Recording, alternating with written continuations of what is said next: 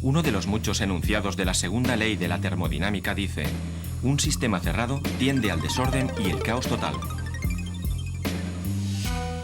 Dicho de otra manera, si no intervenimos en el sistema, las cosas tienden claramente a desordenarse y a generar caos. Esta es una de las leyes físicas de las que más constancia podemos tener en la vida cotidiana. Cuando encendemos una cerilla, se produce una combustión y los gases se expanden por el medio ambiente. Cuando se cae un vaso y se rompe, los cristales se esparcen caóticamente por el suelo. El calor tiende de forma natural a pasar de los cuerpos calientes a los cuerpos fríos. Nadie ha visto nunca que, espontáneamente, los gases se compriman para formar una cerilla,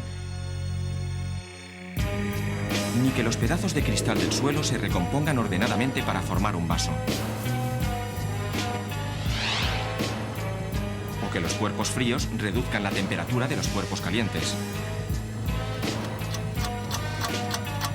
La irreversibilidad de los procesos termodinámicos introduce el concepto de la flecha del tiempo.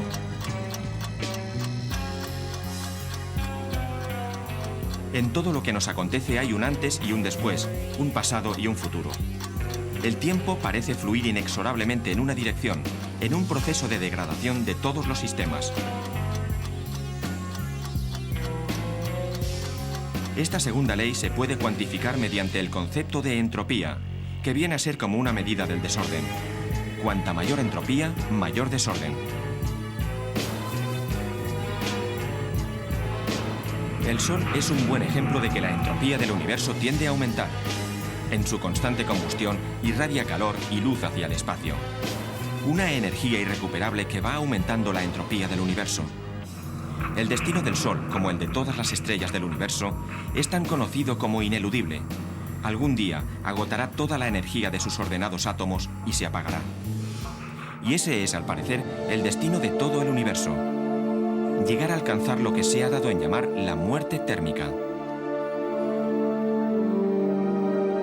Psicológicamente, podríamos asimilar el aumento de entropía a la disipación y el aburrimiento. La muerte térmica configura un universo en el que ya nada puede pasar. La flecha del tiempo se detiene y sobreviene el aburrimiento cósmico. Sin embargo, los seres vivos parecen contradecir esta tendencia al caos y la desorganización. A partir de seres unicelulares extremadamente simples, se ha llegado a alcanzar la enorme complejidad y riqueza de la biosfera. Un sistema altamente organizado cuya tendencia es a organizarse aún más. Pero los sistemas autoorganizativos no solo se dan en los seres vivos. Cuando se calienta un plato con aceite de silicona, aparecen espontáneamente figuras hexagonales, las llamadas células de Bernard. A partir de estas observaciones, Ilya Prigogine empezó a estudiar estas organizaciones espontáneas que no tienen por qué entrar en conflicto con la segunda ley, aunque generen una cierta cantidad de entropía como consecuencia del propio proceso. El desarrollo de estas teorías podría conducir a modelos del universo menos pesimistas. En cualquier caso, no debemos olvidar que todas estas teorías están basadas en concepciones muy antropomórficas del desorden. Dicho en otras palabras, ¿qué es lo que realmente nos impide observar los restos del vaso roto como una estructura perfectamente ordenada? Hoy les hablo desde la Universidad de Princeton, en el estado de New Jersey, Estados Unidos, para conversar con Juan Maldacena, un físico cuántico cuyo nombre corean con los aires musicales de la Macarena el resto de la comunidad científica. Es el gran inventor de la teoría M de misterio, una visión holográfica del universo en el que usted y yo estamos viviendo. Históricamente hemos ido explicando la materia a través de partículas cada vez más pequeñas y más sencillas. Toda la multitud de sustancias químicas que uno ve se explican en base a solo 92 elementos atómicos, Sí. Los elementos atómicos en base a electrones, protones, etc. Y así hasta lo que hoy consideramos lo más pequeño experimentalmente. La teoría de cuerdas dice que bueno, esas mismas cosas están hechas de las cuerdas, y la cuerda es una sola para todas las cosas.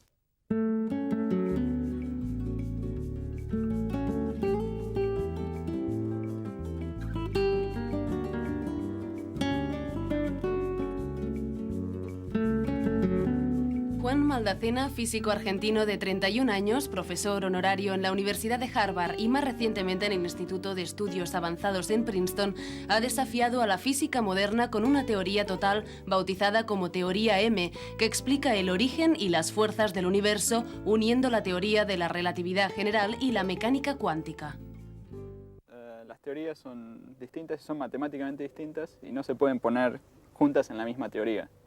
O sea, las leyes que determinan cómo se curva el espacio no se pueden poner en forma coherente con las leyes de la mecánica cuántica. Básicamente el problema es el siguiente, que para poder determinar la forma del espacio necesitamos saber dónde están las partículas, porque las partículas nos determinan la forma del espacio. Sí. Mientras que en la mecánica cuántica solo podemos decir la probabilidad de que la partícula esté en un cierto lugar. No podemos decir exactamente dónde está. Entonces, por eso es que es difícil poner las dos teorías juntas. Para los efectos prácticos de la vida corriente y de los experimentos que normalmente hacemos, esta no es una distinción que sea importante. Debido a que esta delocalización, este hecho de que la partícula no se pueda localizar muy precisamente, no es muy importante para la gravedad, porque normalmente para la gravedad tratamos con objetos grandes, y esos objetos grandes están localizados dentro de... Entonces, cuanto más grande y más masivo es el objeto, más localizado va a estar de acuerdo a las leyes de la mecánica cuántica. Por eso es que podemos aplicar la gravedad con increíble precisión para predecir cómo se mueven los satélites, cómo se mueve la Tierra, cómo se va expandiendo el universo. La podemos aplicar muy bien. ¿Hay alguna otra instancia, algún otro ejemplo en donde también sería importante que fueran compatibles estas dos teorías? Sí, otro lugar donde se ocurre una contradicción similar es en el interior de los agujeros negros. O sea, los agujeros negros se producen cuando una estrella muy masiva colapsa y se forma una especie de agujero en el espacio donde ni la luz puede escapar. Y si uno cayera dentro de ese agujero negro, llegaría a un lugar donde la curvatura del espacio sería infinita, sería muy, muy curvo. Entonces, en ese momento, las leyes... ¿Otra vez? Sí, las leyes de la gravedad dejarían de ser válidas y hay que entender qué es lo que ocurre en esa situación. Bueno, no es que vayamos a caer en ningún agujero negro muy próximamente, no, o sea, eso es una especie de curiosidad científica de saber qué ocurre en ese momento, ¿no?, de los agujeros negros. Pero yo diría que la motivación principal es esto, de entender el origen. Porque simplemente, o sea, es algo... ¿Cómo empezó esto, no?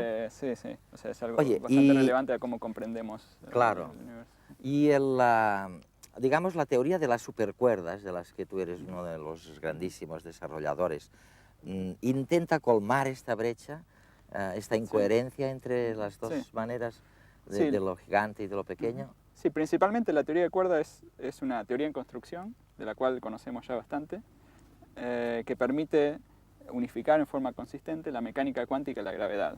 Y esa es la principal virtud de la teoría de cuerdas, el poder unificar esas dos cosas y el predecir interacciones entre partículas parecidas a las que vemos y todo eso. Oye, y tú me dices que todas las partículas que existen, incluso las partículas de las que estamos hechos, son como notas musicales de cuerdas vibrantes, ¿no? Eso es lo que andan diciendo por ahí. Sí, de acuerdo a esta teoría de cuerdas, en la teoría de cuerdas uno no puede hablar de partículas puntuales, como uno habla normalmente en la teoría de partículas, como el electrón y eso, en las teorías de partículas normales son puntuales. En la teoría de cuerdas, cada partícula es una pequeña cuerdita que está oscilando. Entonces la misma cuerda puede oscilar de maneras distintas, y dependiendo de cómo oscile va a tener propiedades distintas. Entonces una cuerda oscilando de una manera va a ser un electrón, una cuerda oscilando de otra manera va a ser un fotón, que es el cuanto de la luz, y así. Otra va a ser responsable de la interacción gravitatoria, y así uno construye todas las partículas. En la teoría de las supercuerdas, decís los propios quarks, que creíamos que era el ladrillo fundamental o básico, ¿no? En realidad es un reflejo de otros... Sí, es otras partículas. De otras partículas eso creo que son las cuerdas. Pero luego dices, hay las 4, tú dices 5, las 5 dimensiones extendidas en el espacio y el tiempo. Luego me dices por qué 5 y no 4. Bueno, o sea, en la teoría de cuerdas habría 10 dimensiones. 10. O sea, tenemos el tiempo, que es... donde movemos en el tiempo, tenemos las 3 dimensiones espaciales, hacia adelante, hacia atrás. Y para arriba, para abajo. Y esas son las grandes. Y después habría 6, que son muy pequeñas y que no podemos ver. Y que no han sido vistas hasta ahora con ningún microscopio, o sea, porque nuestros microscopios no son lo suficientemente potentes para poder verlas. Pero en principio, si pudiéramos construir experimentalmente microscopios suficientemente potentes, las podríamos ver. Las podríamos ver. Sí. Y dices que están Pero- como enroscadas Sí, en es pelotitas. como, claro, enroscadas como, sí, como una pelotita muy pequeña, de 6 Esto, dimensiones. y En cada punto de Sí. nuestro espacio hay otras unas pelotitas con 6 Oye, y dimensiones. para extra. entender en el mundo en el que estoy, oye, con este lago y esta hierba y estos árboles y la luna allá arriba o el sol, Sí.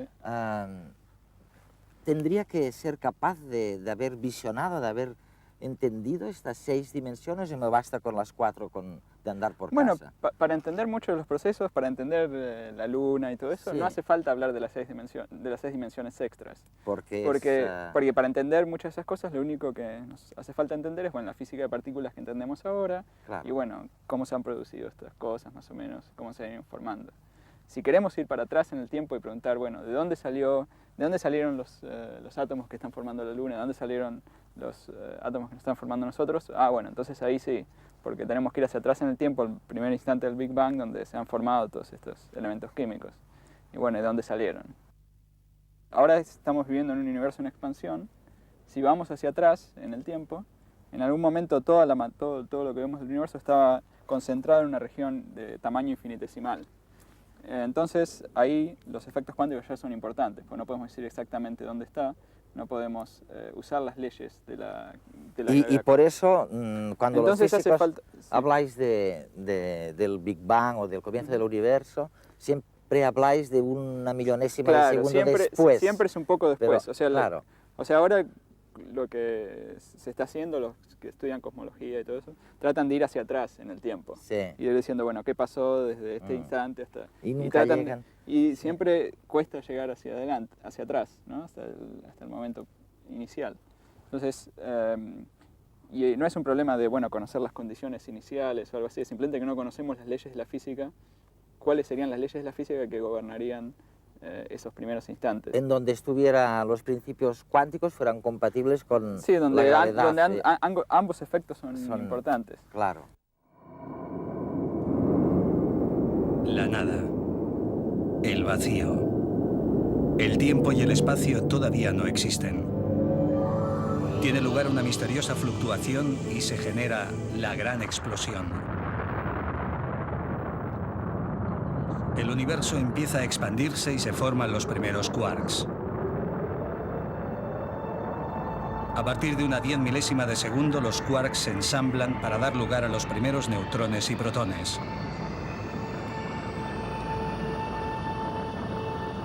Con estos núcleos empieza la síntesis de los primeros núcleos atómicos.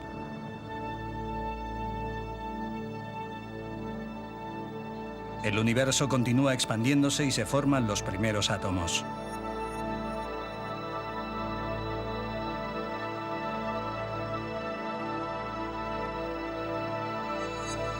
Aparecen los cuásares, las estrellas y las galaxias primitivas. Toman su estructura las galaxias modernas.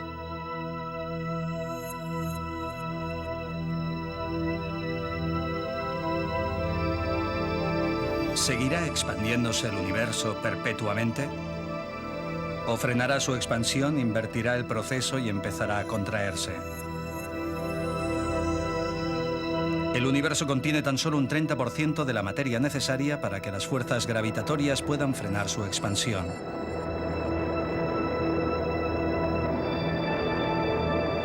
Todos los ladrillos con los que se construye la materia del universo conocido, incluidos los seres vivos, están formados con los 92 elementos de la tabla periódica. Sin embargo, los cosmólogos sospechan que esta es tan solo una pequeña parte de la materia que nos gobierna.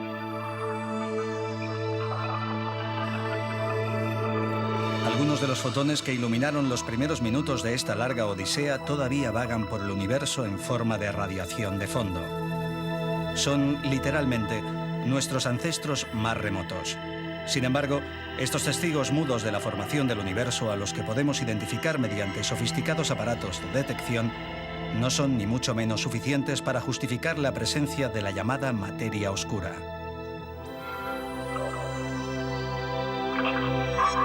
Recientes observaciones de supernovas lejanas parecen indicar que la expansión no solo no se ha detenido, sino que está en pleno proceso de aceleración.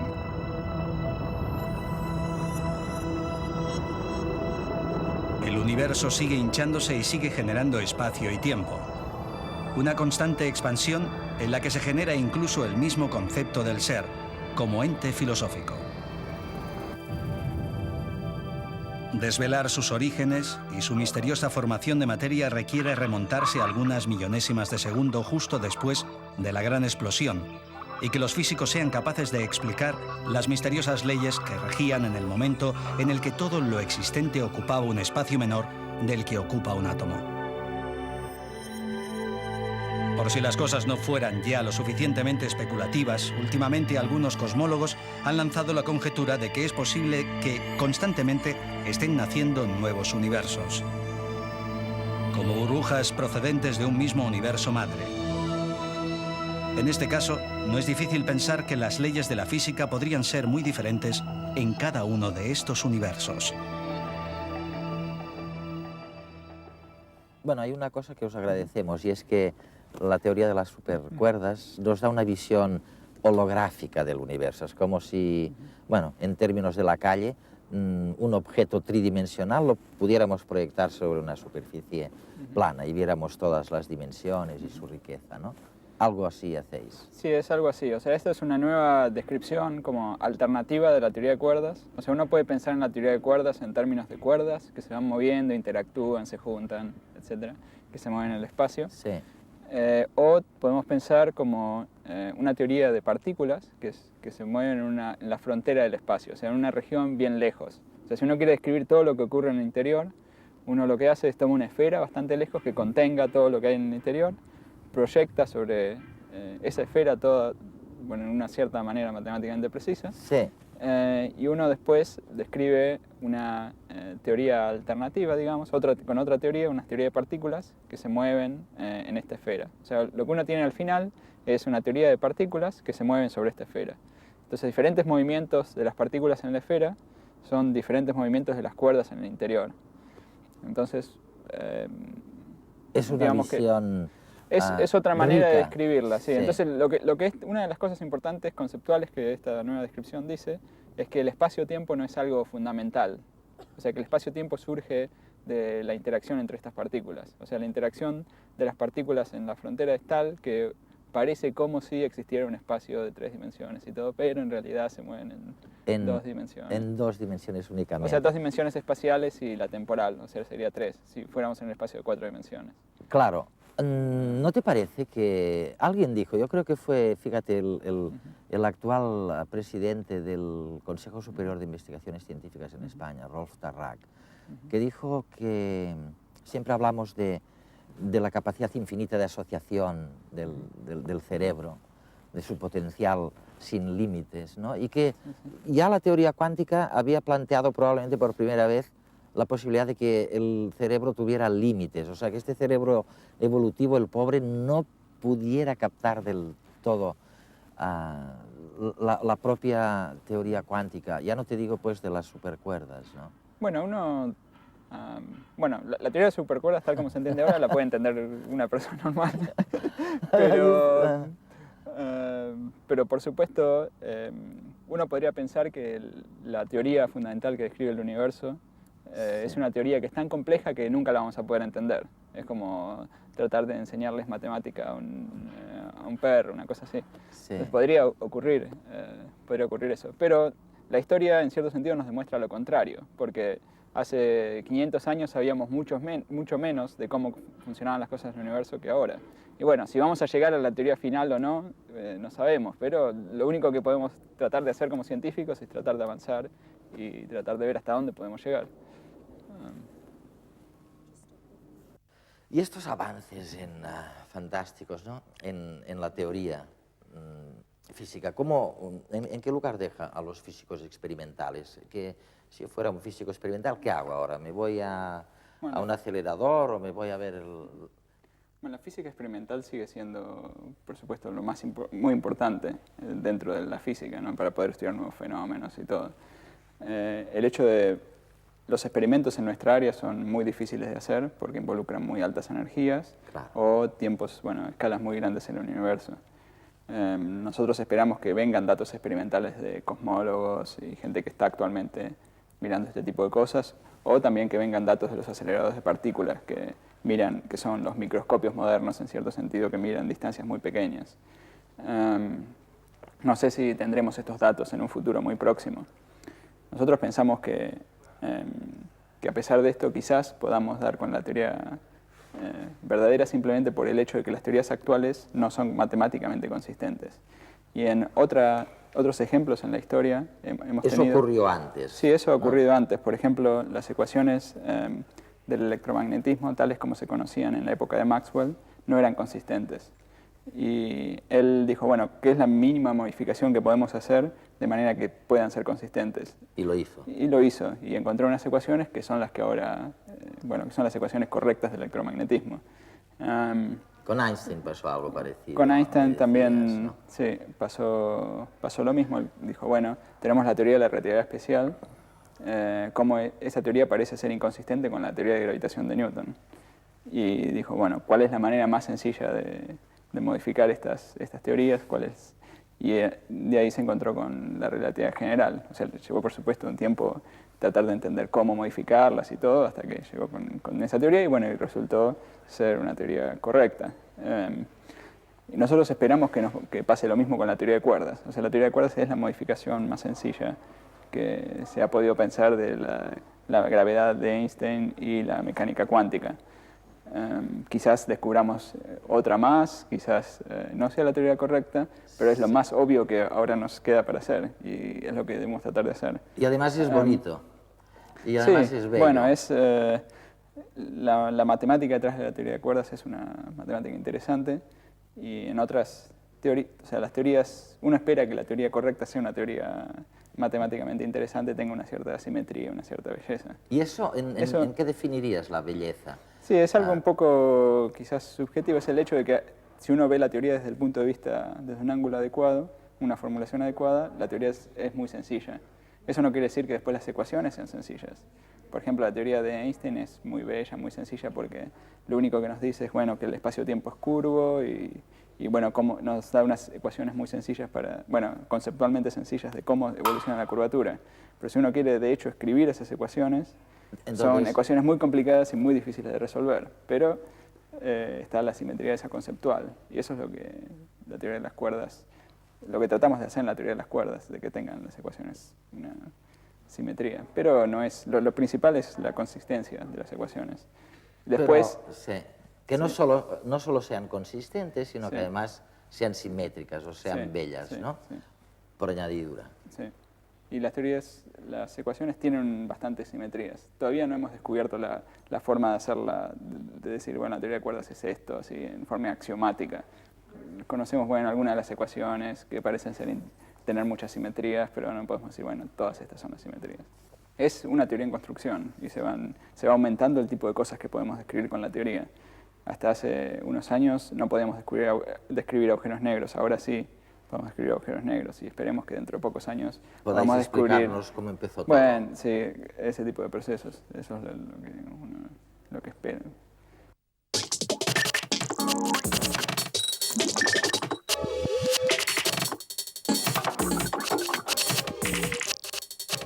La dislexia que paraliza el progreso de cientos de escolares puede desaparecer en 10 años gracias a un tratamiento que ha desarrollado la NASA para ayudar a los astronautas que sufren un tipo de dislexia temporal causada por largos periodos de ingravidez. La NASA ha logrado resultados sin precedentes con ejercicios y técnicas para rehabilitar a los astronautas que regresan a la Tierra con dislexia temporal. Un equipo de científicos asegura que puede erradicar en 10 años este tipo de desorden en el aprendizaje que afecta a un 10% de los escolares. Los expertos creen que la causa de la dislexia es la falta de reacción del cerebelo frente a los estímulos que recibe del pabellón auditivo. La nueva técnica que emplea la NASA consiste en una serie de ejercicios físicos relacionados con la coordinación del movimiento y el sentido del oído. Con este tratamiento, que contradice los métodos tradicionales que han usado durante décadas los especialistas en dislexia, se ha obtenido resultados remarcables. De hecho, en un centro británico se ha sometido a 100 niños a esta nueva terapia y el 97% de ellos, en 8 meses, han demostrado el mismo nivel de mejora que en 1 año y medio de tratamiento tradicional. Un equipo de científicos norteamericanos acaba de conseguir la materia de mayor densidad jamás creada en un laboratorio. De confirmarse los resultados, se trataría del experimento que más se ha acercado a las condiciones que se registraron en el Big Bang. En un acelerador de partículas del Laboratorio Nacional de Brookhaven se han hecho chocar núcleos de átomos de oro a velocidades muy similares a las de la luz. Los expertos encargados de analizar las consecuencias de las múltiples colisiones bajo esas condiciones físicas han llegado a la conclusión de que se habían producido densidades 20 veces superiores a las registradas en el interior de los núcleos de la materia ordinaria. A tenor de los resultados, los analistas están convencidos que la última vez que existieron condiciones parecidas fue millonésimas de segundo después del Big Bang, o sea, poco después de originarse el universo. La segunda etapa del ambicioso proyecto consiste en crear una sopa de quarks, que son las partículas elementales que combinadas forman los protones y los neutrones en el núcleo atómico, cosa que hasta ahora no se ha conseguido en ningún laboratorio del mundo. Los inminentes cambios climáticos que sufrirá el planeta en los próximos decenios obligan a los expertos no a mirar el cielo, sino a las profundidades marinas por donde circulan inmensos ríos, que son los verdaderos responsables de la evolución del clima. Esas inmensas corrientes que fluyen por las profundidades marinas están originadas por las diferencias de temperatura y de salinidad que se registran en el fondo de los océanos.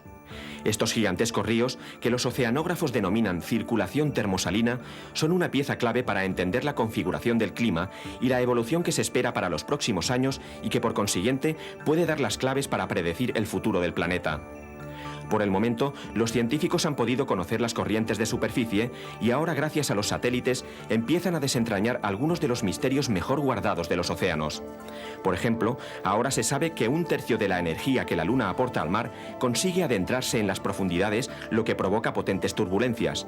Los nuevos datos aportados permitirán establecer si el calentamiento climático afectará a los ríos oceánicos o viceversa.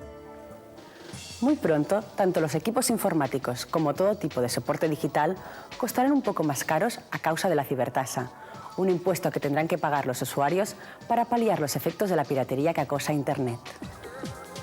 Este nuevo impuesto se aplicará a la hora de comprar ordenadores, televisores, decodificadores, teléfonos móviles de tercera generación y, en general, todo tipo de sistema con memoria digital. El motivo para aplicar esta cibertasa radica en que las nuevas tecnologías han provocado un descenso muy importante en los ingresos por derechos de autor entre los artistas, a causa de los frecuentes casos de piratería que se dan en Internet.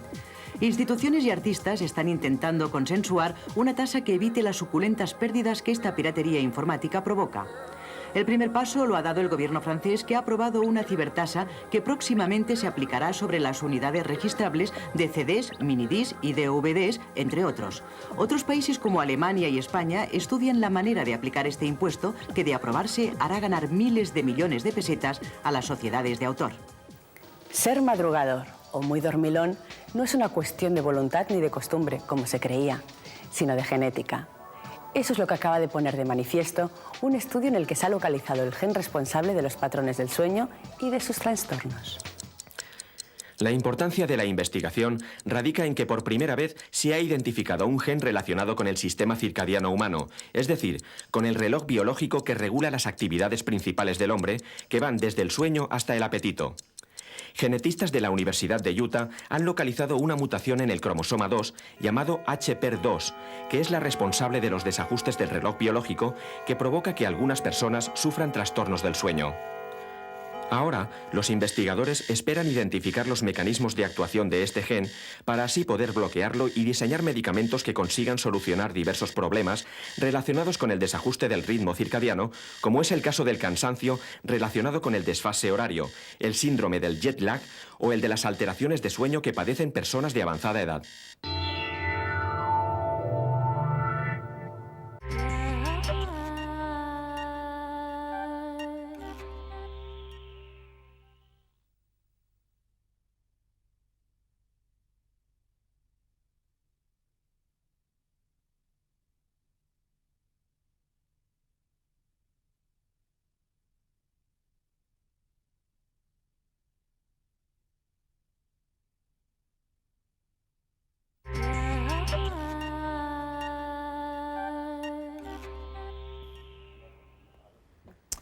Resulta que la teoría más moderna, bueno, la más bella, la más prolija, yo les diría casi la más esotérica, bueno, está para explicar lo más antiguo, lo más lejano, lo más viejo, el comienzo del mundo. ¿Cómo empezó todo esto? Y a esto dedicamos hoy Redes. Y tenemos la suerte, bueno, de tener a César y a Luis, que son dos protagonistas, además de Dalma Maldacena, que entrevistamos en New Jersey, ¿no? De esta teoría de las cuerdas o de las supercuerdas, o la teoría M, como decís, ¿no? Será por misterio. Por misterio, por mágico. Por mágico, ¿no? Oye, César, no hay otro programa más importante de Redes que este, ¿no? Oye, reflexionar un poco de qué está hecho este universo y cómo empieza todo esto, ¿no? Y yo supongo que lo que nos desconcierta son las distancias tan brutales, ¿no? En este espacio. Y luego esta cosa que decía Maldacena de la sencillez. O sea, encima buscáis explicaciones que sean sencillas, que sean bellas, ¿no? Que sean comprensibles. ¿Por qué el tema de las supercuerdas es una explicación aparentemente más bella que las anteriores? Bueno, la belleza se refiere a la economía de principios. Un físico o un científico en general dice que una teoría es bella si puede describir muchas cosas muy diferentes con un formalismo que incorpora muy pocos principios. Aunque luego a lo mejor la forma matemática de expresarlos pueda ser complicada, técnicamente complicada, pero si el número de principios es pequeño y encuentra unas relaciones sorprendentes que a primera vista uno no esperaba entre cosas que parecían diferentes y resultan ser las mismas, eso produce una cierta sensación de belleza al científico, que no está muy alejado al concepto de belleza habitual en el arte, en el fondo. En el sentido de que integras... dos cosas aparentemente diferentes, como Newton, que se percató de que la razón por la cual los planetas orbitaban alrededor del Sol era la misma por la cual las cosas se caían sobre la superficie terrestre, que no era obvio, ahora nos parece más o menos normal, es la gravitación, pero en aquella época no. Claro, dice, es fantástico, ¿no? Poder ¿Qué tiene que ver el movimiento de los planetas con que la manzana se caiga del árbol? Entonces eso es una situación que a un científico le parece bella, ¿no? Claro. Por otra parte, hay otra razón por la que la belleza está involucrada de una manera más importante en este tipo de teorías, ¿no? Es decir, existe ciencia que intenta explicar fenómenos muy concretos, tienes experimentos muy concretos. Pero aquí lo que estamos intentando es dar respuestas a preguntas conceptuales. La pregunta, por ejemplo, a la que la teoría de cuerdas intenta dar respuesta es la pregunta de cuál es la conexión o la manera de realizar un maridaje entre la mecánica cuántica y la relatividad general, es decir, la gravitación y la luz, por decirlo de alguna manera. Entonces, los únicos criterios que tenemos un poco para construir la teoría son criterios de consistencia y de belleza, en donde el concepto de belleza es un concepto de belleza matemático, ¿no? Es un concepto de belleza que está asociado a la propia consistencia de la teoría. Esto no quiere decir que el motor de la ciencia deba ser siempre el buscar teorías consistentes y bellas simplemente por el hecho de buscarlas. Pero hay veces que las teorías hacen preguntas conceptuales, como esta: ¿qué relación existe entre la gravedad y la luz, entre la gravedad y el electromagnetismo, la mecánica cuántica?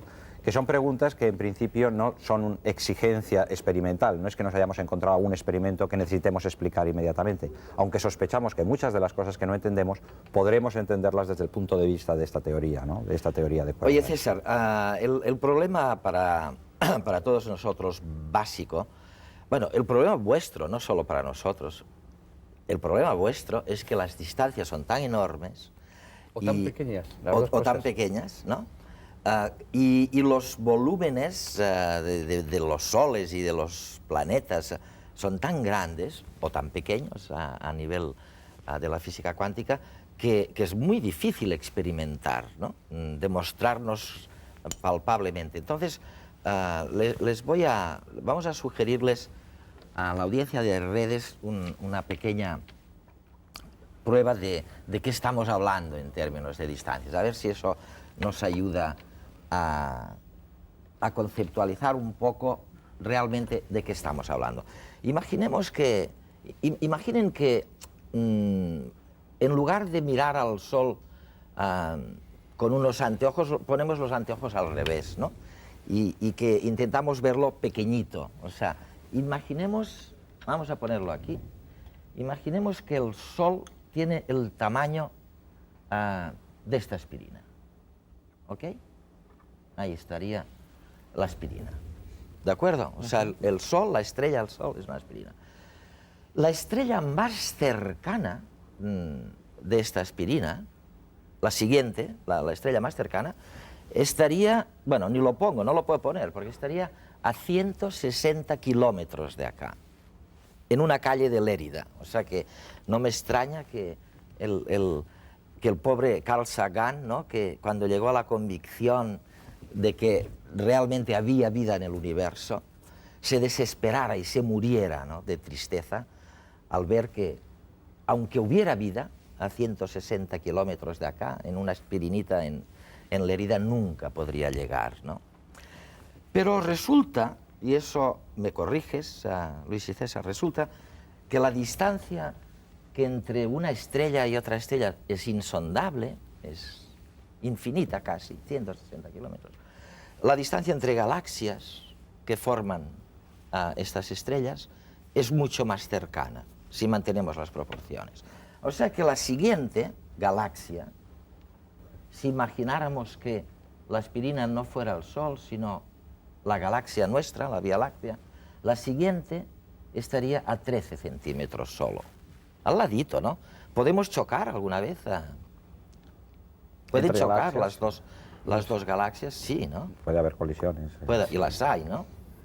Bueno, todo viene de un espacio que fue pequeñísimo, del orden de 10 a la menos 30 centímetros. Imagínate cómo estaba de comprimida todas estas galaxias y toda esta información en aquel momento, ¿no? Claro. No quiere decir que hubiera galaxias en aquella época, ¿no? Es decir, las galaxias son subproducto de toda la evolución que comienza en el Big Bang, que es lo que se comentaba también en el vídeo de Juan Maldacena, ¿no? Es decir, nuestra idea es que, o la idea de, digamos, estándar, el paradigma de la física o de la cosmología actualmente, es que el universo comienza en un punto, y esto puede resultar sorprendente o chocante a la mayor parte de la gente, porque parece que pasamos de la nada al todo. Por lo tanto, uno de los principios básicos en la física son los principios de conservación. No se puede crear cosas de la nada, hay que conservar la energía, hay que conservarlo todo. Entonces es la mecánica cuántica la que nos ha permitido entender cómo una fluctuación cuántica, que es lo que se comentaba en el vídeo, puede ser de tal tipo que, manteniendo la conservación de la energía, es decir, que siendo la misma energía igual a cero, podamos observar un universo como el que estamos observando, ¿no? Esto es un fenómeno de fluctuaciones cuánticas que solo la mecánica cuántica nos ha permitido entender, preservando las conservaciones de energía. César, lo que nosotros entendemos de vuestras explicaciones sobre este origen es algo así. Nos decís, hay un vacío falso, whatever it means, hay un vacío falso, en donde se produce de pronto una vibración. Oye, y podría haber salido un Rolls Royce o un universo o cualquier cosa y salió un universo, ¿no? Y a la gente le cuesta muchísimo, te lo juro, el entender la nada, ¿no? Este falso vacío. ¿Hay alguna manera que nos podáis...? Falso vacío quiere decir una situación inestable. Por ejemplo, si tú coges un cono, lo pones aquí en la punta, apoyando sobre la mesa, sí.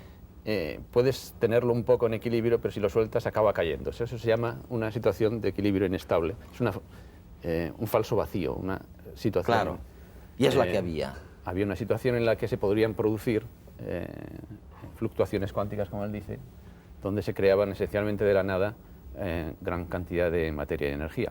¿Y la nada, tenéis alguna manera que no sea bíblica de acercarte a ello, César? Eso ya La nada, nosotros definimos, hay dos conceptos que nosotros utilizamos en física. Más que la nada, nosotros solemos hablar del vacío, que paradójicamente es el objeto más lleno que tenemos en mecánica cuántica. Es decir, cuando nosotros hablamos del estado de vacío, que es el estado fundamental a partir del cual, por vibraciones cuánticas o por fluctuaciones cuánticas, va surgiendo todo lo demás, esto que llamamos el vacío, que representamos además con un cero, esto es lo que está más lleno, está pletórico de información y de contenido dinámico, ¿no? Entonces, ¿cómo entendemos la nada? La nada simplemente la podemos entender desde un punto de vista físico, porque los valores de las cantidades que nosotros entendemos como características de un estado, como por ejemplo son la energía, son cero. Es decir, nosotros llamamos nada a lo que tiene energía cero. Y eso puede ser la suma de 2 Eso menos puede 2, ser, por o de ejemplo, 8... la nada se puede presentar de muchas maneras, igual que 0 se puede representar como 7 menos 7, 14 menos 14, 5.487 menos 5.487. Es decir, que, por decirlo de una manera filosófica, la nada tiene infinitas posibles presentaciones, ¿no? Y la mecánica cuántica, entre esas infinitas posibles presentaciones, elige una, ¿no? Que es una de las fluctuaciones que es en la que nos encontramos. Oye, esto no es riguroso, ¿no? Evidentemente, es decir, es simplemente una manera de aproximarse a la nada, ¿no? Claro.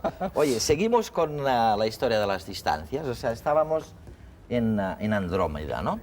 Y la siguiente, o sea, este sería lo que los astrónomos llamáis el grupo local de galaxias, ¿no? Bien, si la espirinita en cuestión ahora fuera el grupo local, la siguiente, que estaría como a 20, 40, estaría como a 60 centímetros.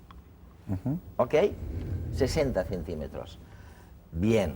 Y ahora imaginemos dónde estaría la constelación de Virgo con sus 2.500 galaxias, todo metido en el mismo sitio. Ya no sería una espirinita, ¿no? Sería una pelota. No sé si tengo una pelota por ahí, pero bueno, habría una pelota que estaría más o menos por aquí, ¿no? A 3 metros de la primera espirina. Estos son el tipo de distancias de que estamos hablando. Y peor todavía, si ahora de pronto imagináramos todo el universo, ¿no? Las de Virgo y las locales y todas las visibles, ¿no?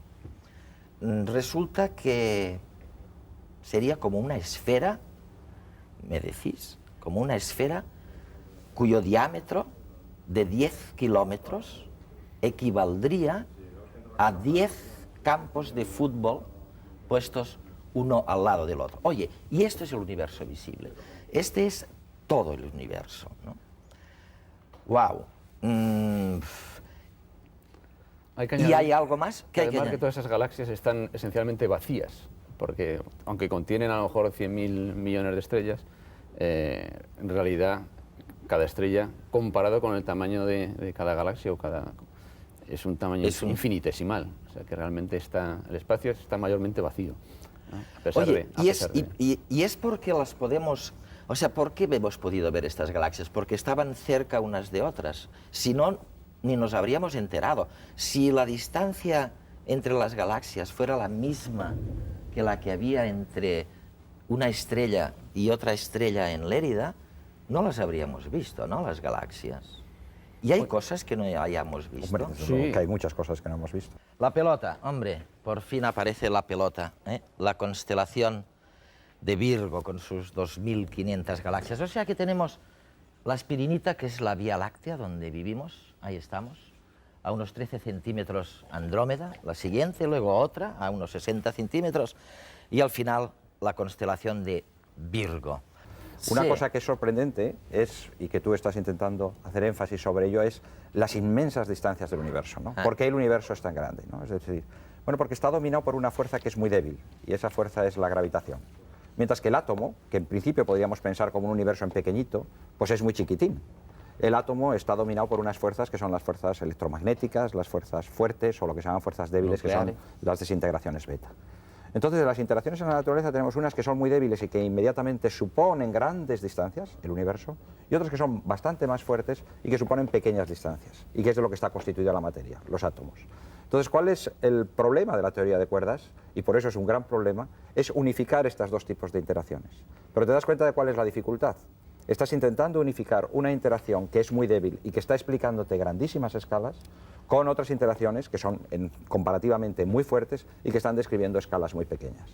Entonces, ¿por qué se cree que la gravitación, cuando se unifica con las interacciones electromagnéticas o débiles, con las interacciones que define el átomo, nos explica el Big Bang? Porque si vas contrayendo ese universo, vas acercando las aspirinas, ¿verdad? Sí. Te vas acercando a un momento en el que el universo va siendo cada vez más pequeño. Pero cuando es cada vez más pequeño, la fuerza de gravitación es cada vez más fuerte. Entonces la gravitación se va pareciendo a las fuerzas que están involucradas en el átomo, etcétera, etcétera. Entonces hay un momento en el que estás en el mismo, digamos, en el mismo esquema. Todas las interacciones, la gravitación, las electromagnéticas, las fuertes, que son las que construyen el núcleo, se unifican. Esa unificación es la que intenta estudiar la teoría de cuerdas. Por eso la teoría de cuerdas o cualquier unificación entre gravitación y el resto de las interacciones hace que las aspirinas se acerquen y nos las lleva a donde realmente las escalas son pequeñas, o lo que es equivalente, donde las interacciones gravitatorias han empezado a ser fuertes. Si son débiles, que es lo que estudia un cosmólogo, las distancias son inmensas, comparadas con el átomo, por ejemplo. Esto es un poco la idea de por qué este problema, el problema de hacer gravedad cuántica, el problema que contaba Maldacena de la teoría de cuerdas, es un problema de escalas muy complicado, porque hay una variación entre la escala de la gravedad y la escala de las interacciones que conocemos bien, que es inmensa, son de 17 órdenes de magnitud. Y eso, ¿no? piensa que para la gente en la calle es extremadamente difícil, porque que tú me digas a mí que la fuerza de la gravedad, que es la que yo de verdad, oye, a mí esta aspirina se me cae, ¿no? Es la que yo veo más fuerte. Sí, porque la Tierra es muy grande y pesa mucho. Claro, ¿no? Y en cambio tú me dices, no, es debilísima, es muchísimo más fuerte la fuerza nuclear, la que cohesiona el átomo. Intenta hacer así en un átomo, ya verás cómo te cuesta más que sacar la aspirina del platillo, ¿no? Oye, estamos intentando inaugurar una pequeña sección en redes que vamos a llamar el experimento. Y hoy hemos tomado un experimento óptico que tiene que ver con fotones, porque remotamente tiene que ver con el tema de si hay un universo o hay más de un universo, ¿no?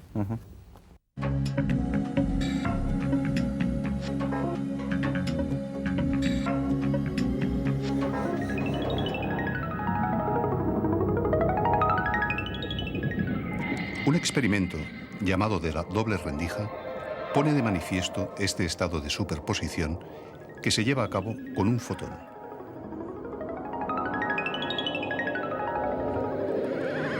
Cuando el fotón elige una u otra rendija, no se observan interferencias en la pantalla. Pero cuando lo hace por las dos a la vez, aparecen las características franjas de interferencia. El fotón se encuentra entonces en un estado de superposición cuántica. De hecho, este experimento es la versión moderna de otro ideado por Thomas Young a principios del siglo XIX y que originalmente consistía en hacer pasar un rayo de luz a través de dos rendijas que no eran más que dos cortes hechos con una cuchilla en una cartulina. Estamos ahora en el laboratorio de óptica del Departamento de Física Aplicada de la Universidad de Barcelona y vamos a llevar a cabo una versión moderna del experimento de Young de la doble rendija.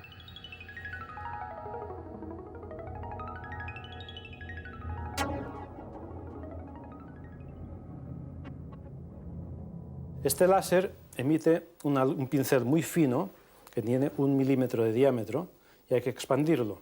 Y esto se hace mediante un objetivo de microscopio que a la salida da el haz expandido. Este haz va a parar, en realidad está en el foco de esta lente y de esta manera va a salir paralelo. Ahora es cuando vamos a hacer las interferencias. En realidad equivale a hacer el experimento de la doble rendija, pero en vez de colocar dos rendijas vamos a colocar un biprisma.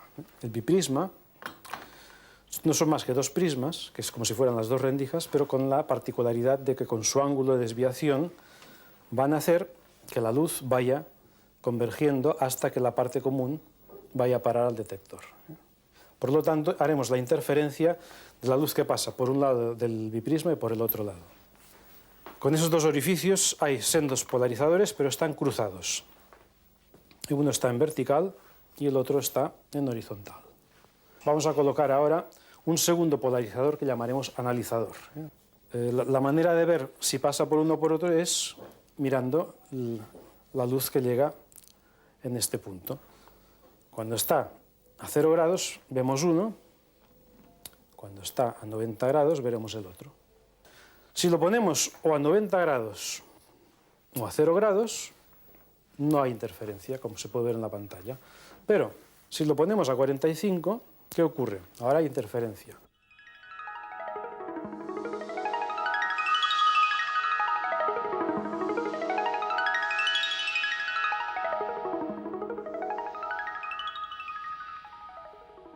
Bueno, un fotón que puede estar a ambos lados de la barrera energética al mismo tiempo, ¿no? Cuando hablamos de interferencia, César, ¿estamos hablando de interferencias de otros mundos, de universos paralelos? ¿De qué estamos hablando realmente? Esa es una pregunta muy peligrosa, ¿no? El problema de la interferencia cuántica, que es el problema que ha aparecido en el experimento, Sí. muy bien explicado, es un problema que conocemos, o sea, un experimento que conocemos desde hace mucho tiempo.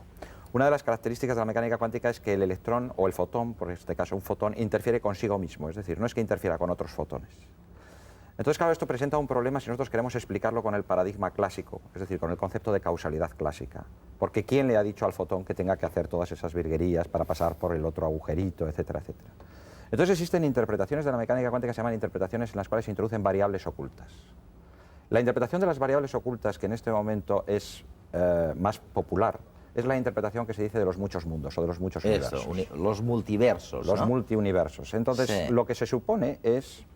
Yo no soy un partidario de esta aproximación, debo decirlo, pero lo que se supondría es que tienes otros universos paralelos en los cuales hay un compañero de este fotón que es el que está interaccionando causalmente con el fotón que tú ves y que está haciéndole que produzca esta imagen de interferencia.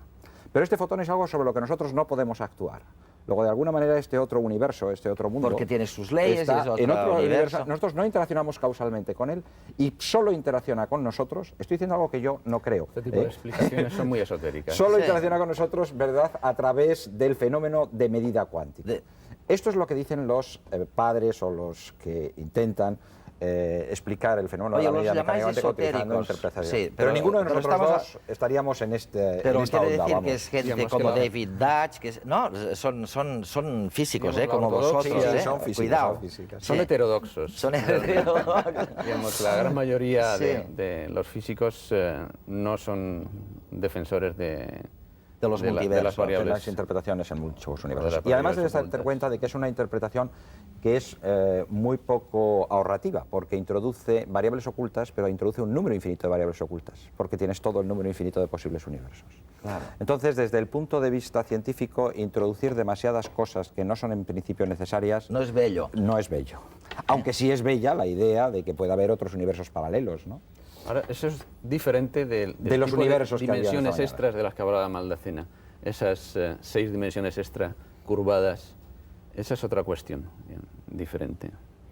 Eso en principio forma una parte fundamental de la teoría de cuerdas, que vivimos en un número de dimensiones mayor Del que observamos. vemos, ¿no? Vivimos hay un tiempo, hay 3 dimensiones, arriba, abajo, Derecha, izquierda.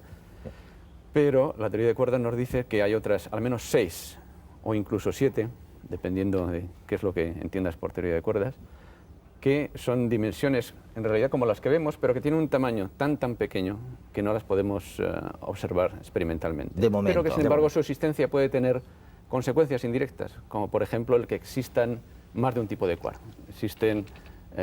Toda la materia está hecha esencialmente de 2 quarks, se llaman el up y el down, y un electrón. Esencialmente todo está hecho de eso. Pero se ha observado que hay otros quarks que solo o vienen de rayos cósmicos o se pueden producir en aceleradores.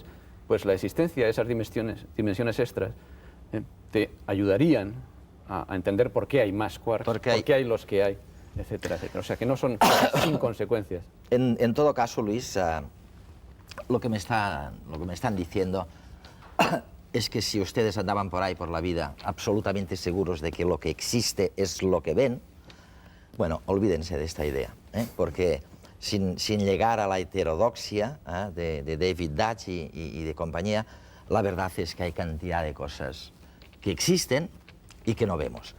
Y antes de cerrar el programa, nos hemos comido todo el tiempo, vamos a volver a nuestro pequeño concurso, que además hoy lo tenemos que cerrar ya, porque no nos da para más y tenemos otros planeados para el futuro.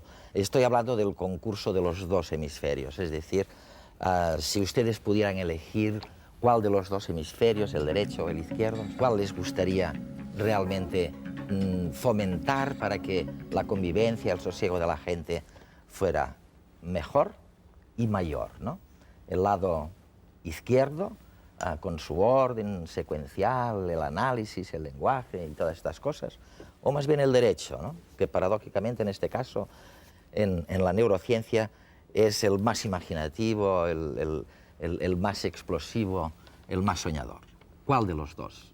Apresúrense a enviar sus respuestas porque hoy es el último día de este concurso.